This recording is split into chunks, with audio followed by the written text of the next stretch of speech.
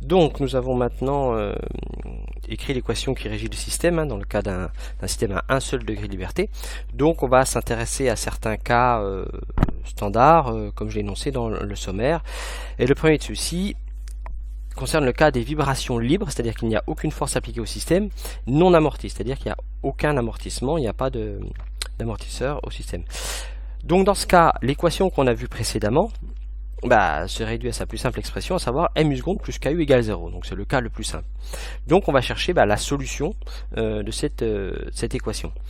Alors on écrit classiquement aussi, vous le trouverez dans la littérature, l'égalité sous cette forme, à savoir u seconde égale moins oméga carré u, avec oméga qui est égal à racine de k sur m.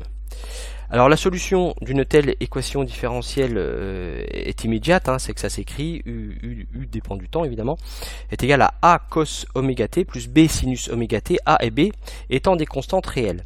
Alors il faut bien que ce soit clair dans votre esprit, Ici on a la forme générale de la solution, les constantes réelles a et b ne peuvent être connues seulement si on a des informations sur les conditions initiales. C'est-à-dire à un certain temps connaître une information sur les déplacements ou les vitesses ou ce genre de choses, d'accord? Sinon on ne peut pas aller plus loin. Voilà. Alors vous verrez que je passe vite sur les résolutions des équations différentielles qu'on traite ici, parce que ce sont des choses qui sont censées être connues et maîtrisées, et de toute façon c'est des choses que nous avons vues ensemble lors des cours de mise à niveau en maths que vous avez eu en 3e année avec moi pour une partie d'entre vous. Donc voilà le cas des vibrations libres non amorties, très simple. On a une solution de la forme u de t est égal à cos oméga t plus b sinus oméga t.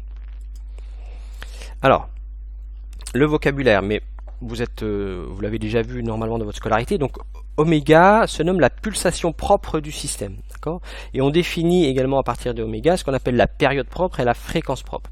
Donc grand T, la période propre est égale à 2pi sur oméga, et la fréquence est égale à oméga sur 2pi, et également égale à l'inverse de la période. Voilà pour le vocabulaire. Je fais ici une petite remarque concernant la période. Donc dans ce cas-là, dans le cas qu'on est en train de traiter, la période est indépendante des conditions initiales. Alors qu'est-ce que ça signifie? Ça veut dire que le temps entre deux oscillations sera toujours le même. C'est-à-dire que vous prenez un solide, vous l'écartez de sa position initiale, il est accroché à quelque chose avec un ressort, et vous le lâchez. Il va osciller entre sa position d'équilibre d'une certaine façon.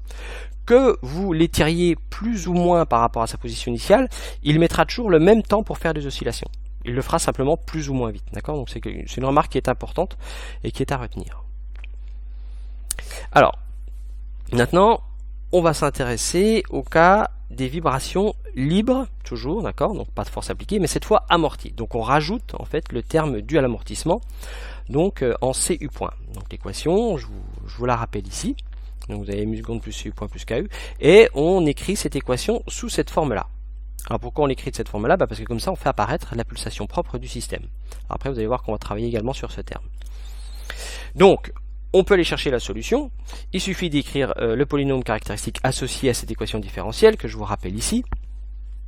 De cela, on peut en déterminer le déterminant, et puis on va travailler sur ce déterminant. Alors il y a ici le déterminant qui est égal à B2 moins 4AC, enfin alors le B2 c'est sur M au carré moins 4 oméga carré, et puis on choisit de sortir le 4 oméga carré et de le mettre en facteur. Alors pourquoi est-ce qu'on fait cela?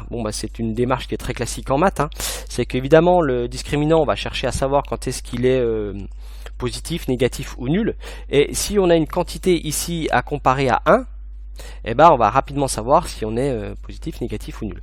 Donc on a un terme qui est C sur 2 oméga m le tout au carré qui va pouvoir être comparé à moins 1. Donc on va utiliser différentes notations, vous allez le voir, on va définir ce qu'on appelle un amortissement critique. Alors C indice C, petit c indice petit c, qui est égal donc à ce que l'on retrouve au dénominateur, le 2 oméga m. Et on nomme cette chose-là l'amortissement critique. Alors, on simplifie de plus en plus, vous allez voir qu'on va encore renommer cette quantité différemment par rapport à une variable que l'on trouve souvent dans la littérature, mais ceci fait l'objet de la vidéo suivante.